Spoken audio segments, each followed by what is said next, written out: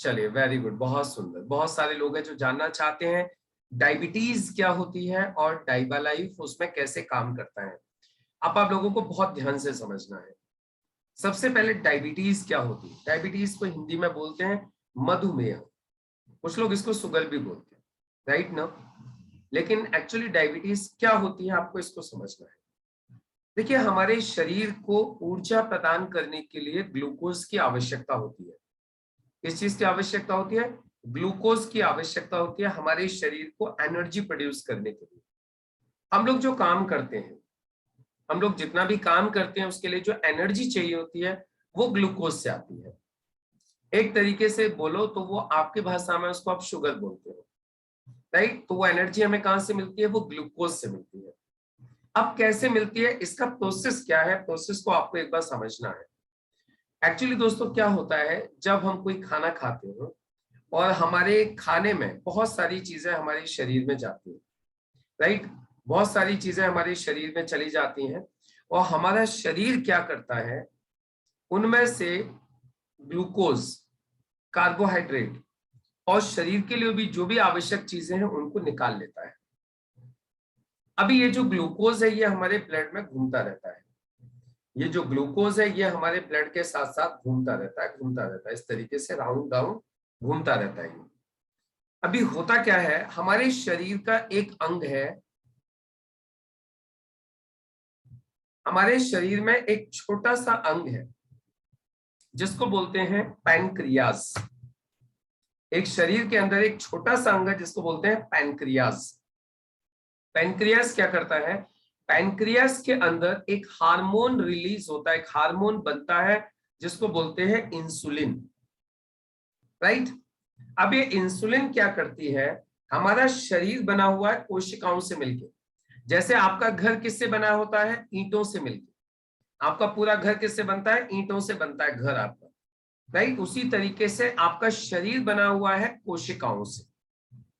और ये जितनी भी कोशिकाएं हैं, हर एक कोशिका के मुंह पे ताला लगा हुआ है। आप ये मान के चलो, हर एक कोशिका का मुंह बंद करने के लिए उस पर एक ताला लगा देते हैं। मैं आपको बहुत ही सिंपल भाषा में समझाने की कोशिश कर रहा हूं कि अब आपका ये जो कोशिका बंद है, इस कोशिका के ताले को खोला जाता है और इस कोशिका के ताले को खोल के जो आपके ब्लड में जो ग्लूकोज घूम रहा है, जो आपके ब्लड में शुगर घूम रही है, उस ग्लूकोज को आपके ब्लड में से सेल में डाला जाता है, कोशिका में डाला जाता है।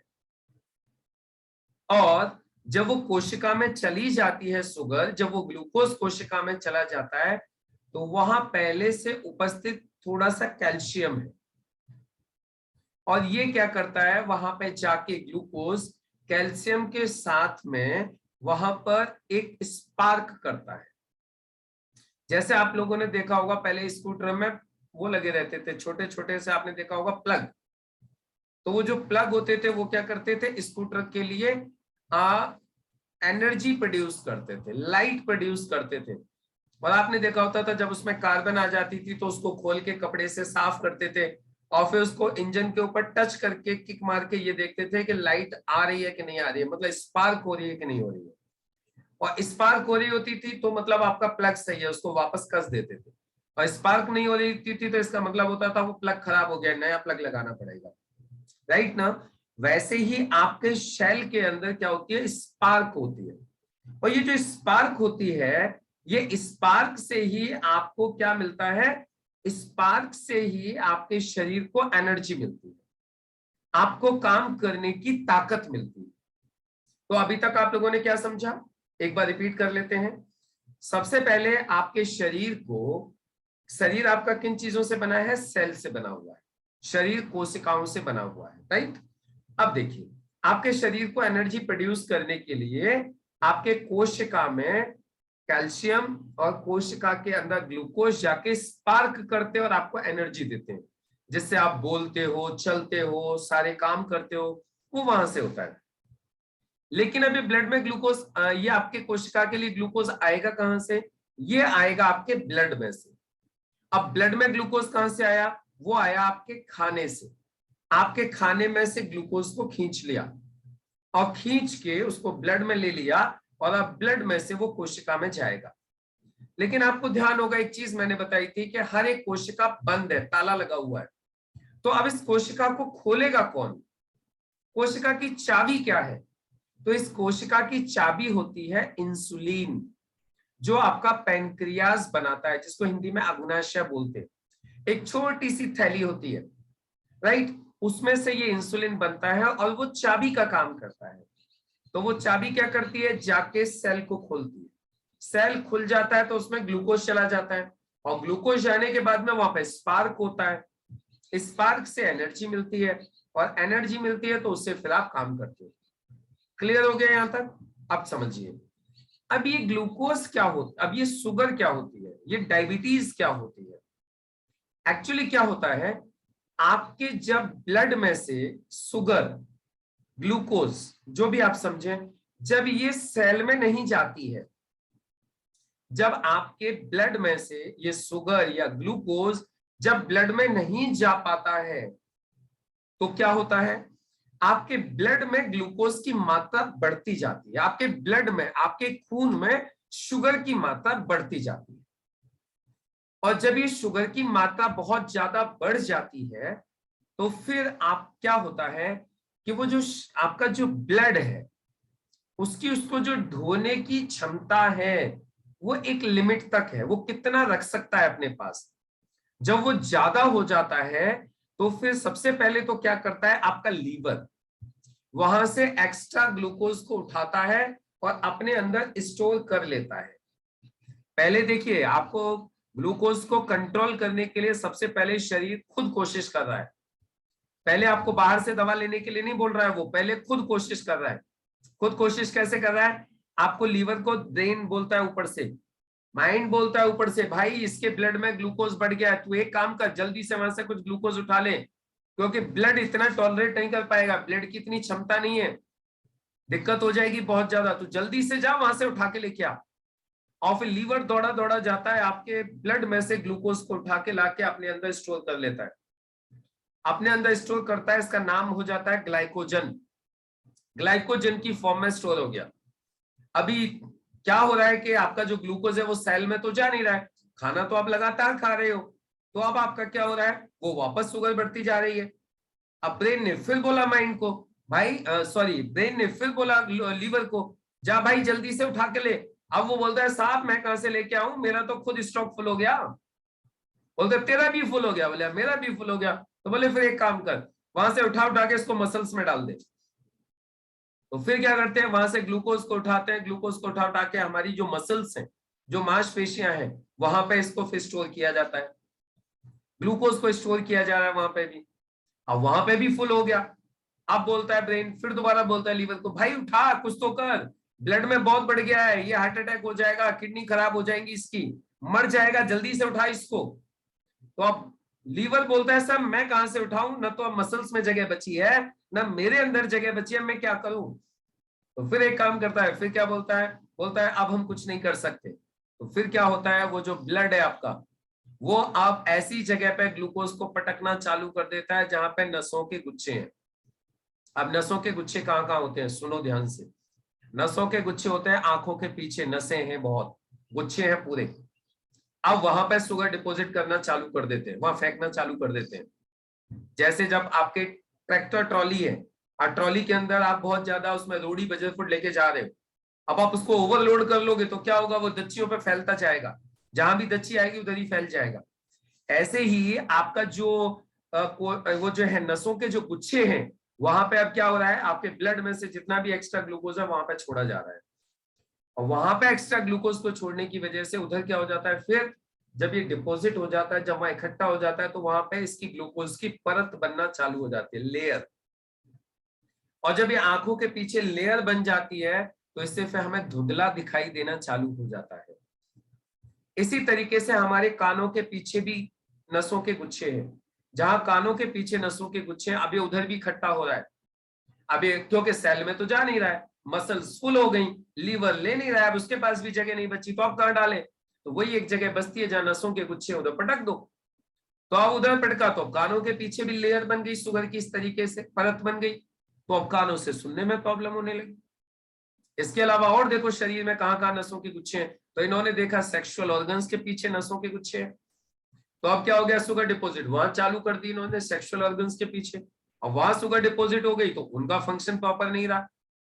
बोले और देखो शरीर में कहाँ कहाँ नसों के गुच्छे हैं, तो देखे आपके पैर की पिंडलियों में नसों के गुच्छे हैं, तो बची कुची जो शुगर थी वहां इकट्ठी कर दी, तो वहां आपका ब्लड सर्कुलेशन बंद हो गया, पैरों में स्वेलिंग आ गई अब आपके, राइट। तो इस तरीके से क्या हो जाता है, अब आप देखिए पूरे शरीर का मामला डिस्टर्ब हो गया। अच्छा, एक तो ये प्रॉब्लम्स हो रही है, दूसरी प्रॉब्लम क्या हो रही है, क्योंकि शुगर आपके सेल में नहीं जा रहा है तो आपको एनर्जी भी नहीं मिल रही है। अब देखिए प्रॉब्लम कैसे कैसे हो रही है, जब शुगर आपके सेल में जा नहीं रहा है, ग्लूकोज आपकी कोशिका में नहीं जा रहा है, तो अब आपके शरीर को एनर्जी नहीं मिल रही है। अब एक तरफ तो वो प्रॉब्लम हो रही है, आंखों से दिखना कम हो गया, कानों से प्रॉब्लम होने लगी, सेक्सुअल ऑर्गन्स की दिक्कत होने लगी, पिंडलियों में पैरों में सूजन आने लगी, और उधर दूसरी तरफ वीकनेस हो रही है। क्यों? क्योंकि शरीर एनर्जी प्रोड्यूस नहीं कर रहा है। और फिर इसी को बोलते हैं क्या, इसको बीमारी हो गई जिसको बोलते हैं डायबिटीज, इसको ये तकलीफ डिसऑर्डर हो गया जिसको बोलते हैं डायबिटीज। आप कुल मिलाकर के ये देखो ये प्रॉब्लम हुई किस चीज की वजह से, मुझे कोई भी आदमी बता सकता है ये प्रॉब्लम किस वजह से हुई है? ये जो इतनी प्रॉब्लम क्रिएट हो गई, ये प्रॉब्लम सिर्फ एक चीज की वजह से हुई है। क्या है वो चीज, कौन बता सकता है मुझे?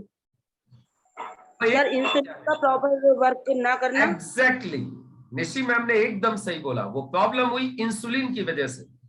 यदि इंसुलिन अपना काम चुपचाप करते रहता, कुछ नहीं करता, कोशिकाओं के ताले खोलते रहती इंसुलिन, तो वो शुगर सीधे सीधे सेल में जाती रहती, और जब वो इंसुलिन सेल में जाती रहती तो शरीर को एनर्जी भी मिलती रहती, पहला फायदा। दूसरा फायदा, ब्लड में जब शुगर इकट्ठी नहीं होती तो फिर वो नसों के गुच्छों के पीछे भी नहीं जाती, वो वहीं से वहीं उसका काम होते रहता। यानी अकेले इंसुलिन ने पूरा कबाड़ा कर दिया शरीर का। अब हुआ क्या, ये दिक्कत क्या हुई? अब देखिए यहाँ पे ना दो तरीके की दिक्कत होती है मेनली। पहली दिक्कत क्या होती है, आपका जो पैनक्रियाज है जिसको अग्नाशय बोलते हैं, ये इंसुलिन बना ही नहीं रहा है, ये बिल्कुल खराब हो गया। इसने बोल दिया भाई मेरे बस की बात नहीं है, तुम अपना इंतजाम खुद कर लो, मेरे बस की है ही नहीं। और इनके पैनक्रियाज ने जवाब दे दिया, अब पैनक्रियाज बिल्कुल भी इंसुलिन बना ही नहीं रहा है। अब जब इंसुलिन बन ही नहीं रहा है तो ताले कौन खोलेगा? इसको बोलते हैं टाइप 1 डायबिटीज।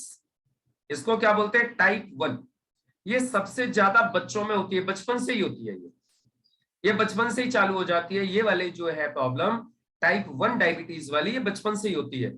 इसमें आपका पैनक्रियास बिल्कुल भी इंसुलिन बनाता ही नहीं। तो ऐसे रोगियों का क्या किया जाए? ऐसे रोगियों को बाहर से इंसुलिन डाला जाता है शरीर में, और वो इंसुलिन जाके फिर आपकी कोशिकाओं को खोलने का काम करता है। तो पहली समस्या क्या होती है, उसका समाधान क्या होता है, समझ में आ गया आपको? समस्या नंबर 2, पैनक्रियास इंसुलिन बना तो रहा है, पैनक्रियास इंसुलिन बना तो रहा है, लेकिन वो इंसुलिन काम नहीं कर रहा है, एक्टिव नहीं है वो। मतलब आपको चाबी के गुच्छे तो दे दिए, लेकिन वो चाबी से ताला एक भी नहीं खुल रहा है। ये दूसरी प्रॉब्लम है।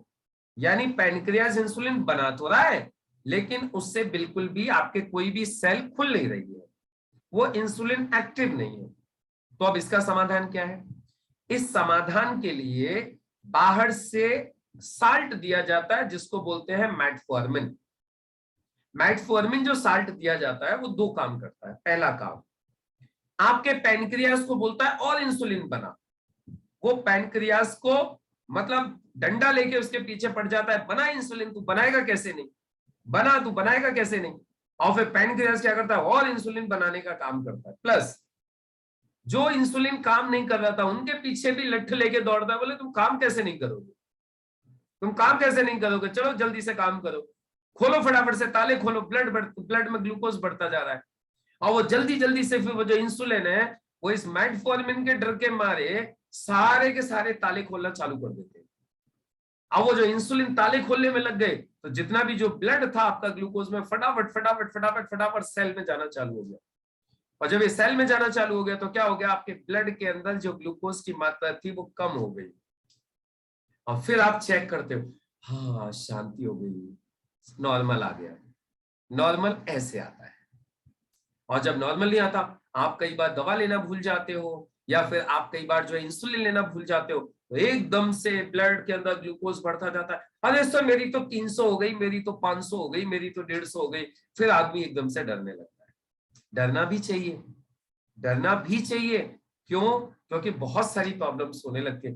ब्लड में जब बहुत ज्यादा ग्लूकोज बढ़ जाएगा, किडनी के अंदर वो प्रॉब्लम होने लगेगी, किडनी फेल हो जाएगी, हार्ट फेल हो जाएगा। हार्ट में इतना शुगर हो गया, इतना।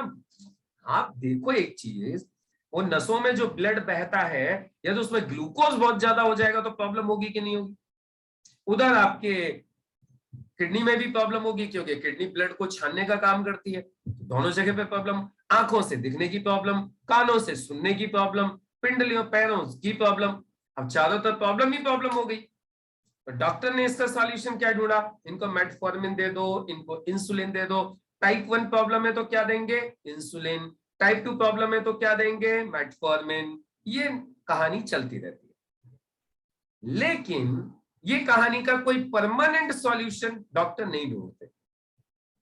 ये कहानी कैसी चलती है? आज इंसुलिन ले लोगे तो वो सिर्फ आज आज का काम करेगी, आपके ब्लड में जितना ग्लूकोज था आज कंट्रोल करवा देगी। भाई कल की मेरी कोई गारंटी नहीं है। कल यदि तुम्हें दोबारा ग्लूकोज कंट्रोल करना है तो दोबारा मेटफॉर्मिन नाम की फीस मुझे देनी पड़ेगी, तो ही मैं काम करूंगा, नहीं मैं नहीं करूंगा बिल्कुल भी। ये वाली सिचुएशन पैदा हो जाती है। अब मेटफॉर्मिन खाए जाओ, इंसुलिन को एक्टिव किए जाओ, सेल खोले जाओ और ग्लूकोज को डाले जाओ।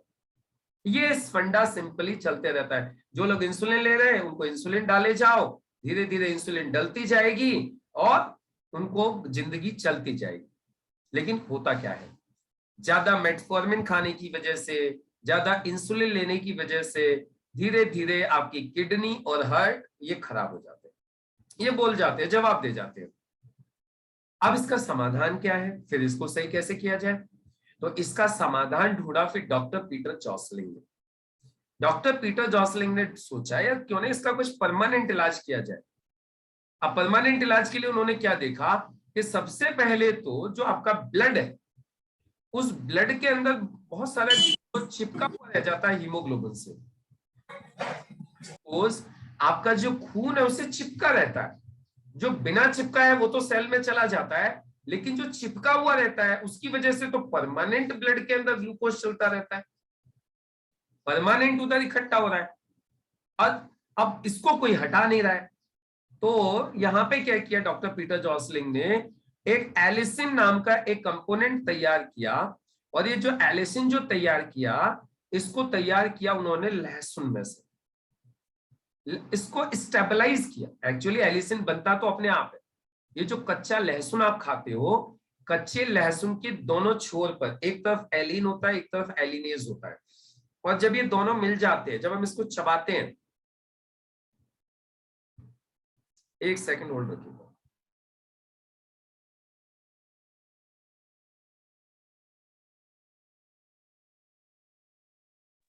जब ये दोनों छोर आपस में मिल जाते हैं, एलिन और एलिनेज, ये आपस में दोनों मिलके जब दोनों छोर मिलते हैं तो एक नया तत्व बन जाता है एलिसिन। एलिसिन इतनी बढ़िया चीज है कि यदि आपके ब्लड में चली जाए तो जो चिपका हुआ जितना भी ग्लूकोज है सबको छुड़ा देती है, सबको खत्म कर देती है। प्लस आपके नसों के गुच्छों के पीछे भी जो शुगर डिपॉजिट हो रहा था उसको भी धीरे धीरे कम करना चालू कर देती है। आपके ब्लड के अंदर जितना भी, जहां पे भी यदि कोई कोलेस्ट्रॉल वगैरह इकट्ठा हो गया था तो ये एलिसिन उसको भी खत्म करना चालू कर देती है। एलिसिन आपके किडनी को भी सपोर्ट करती है, हर तरीके से मदद करती है। ये एलिसिन क्या मदद करती है? एलिसिन आपके शरीर को सारी चीजों से बचाती है। लेकिन प्रॉब्लम क्या होती है? प्रॉब्लम ये होती है कि जैसे आप लहसुन को तलते हो या भूनते हो, उसकी एलिसिन खत्म हो जाती है। एलिसिन सिर्फ निकलती है कच्चे लहसुन में, ओनली कच्चे लहसुन में सिर्फ एलिसिन आती है। अब कच्चा लहसुन बहुत ज्यादा लोग खाते नहीं है क्योंकि दुर्गंध आती है, शरीर का तापमान बढ़ जाता है, तो आदमी कच्चा लहसुन खाता नहीं है। अच्छा, अब कच्चा लहसुन कोई खा भी ले तो भी प्रॉब्लम है। सुनो प्रॉब्लम क्या है? प्रॉब्लम यह है कि जैसे ही कच्चा लहसुन आप खाते हो एलिसिन बनती है, लेकिन जैसे ही वो पेट में पहुंचती है, पेट में एसिड बनता है जिसको बोलते हैं स्टमक एसिड, जो आपके खाने को पचाने का काम करता है। वो जो स्टमक एसिड है, जैसे ही उस स्टमक एसिड में एलिसिन जाता है, वो एलिसिन को खत्म कर देता है। एलिसिन खत्म। अब थोड़ी बहुत मामूली एलिसिन बची भी, तो वो आपकी जब आंतों में जाती है, तो वहां पे सेल है जिनको बोलते हैं एपिथेलियल सेल, वो उसको डिकम्पोज कर देते हैं, बची कुची वहां खत्म हो जाती है। यानी आपका ब्लड उसमें से एलिसिन को ले पाता, उससे पहले वो खत्म हो गई। अब जब खत्म हो गई तो फायदा कैसे होगा? फिर डॉक्टर पीटर जॉसलिंग ने देखा, यार कुछ ऐसा तरीका ढूंढा जाए जिससे कि ये एलिसिन खत्म ना हो, ये ब्लड में चली जाए। तो उन्होंने इसके ऊपर बहुत सारी रिसर्च की, और रिसर्च करने के बाद उन्होंने इसको स्टेबलाइज करना सीख गए। स्टेबलाइज करना मतलब, अब यदि आप इसको खा लोगे आपके पेट में जाएगी, तो न तो ये स्टमक एसिड इसको खराब कर पाएगा, और न ही इसको एपिथेलियल सेल डिकम्पोज कर पाएंगे।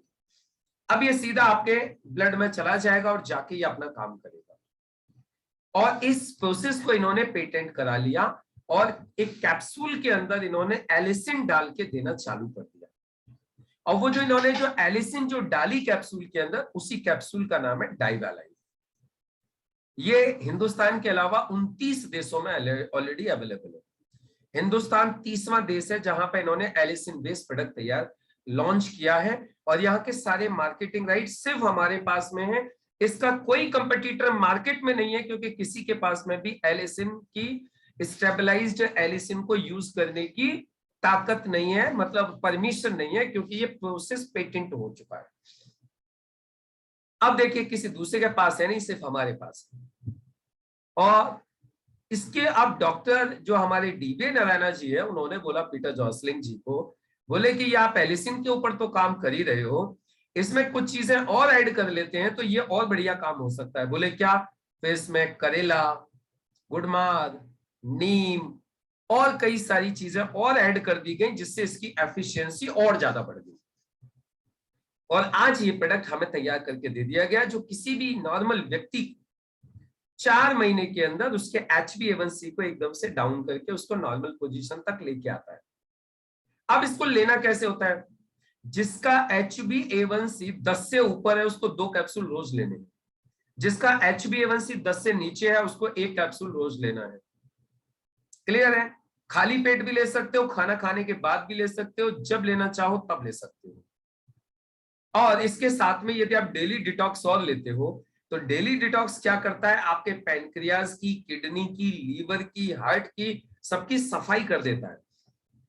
और आपने देखा होगा जब किसी चीज की सफाई कर दी जाती है तो उसका रिजल्ट अच्छा हो जाता है।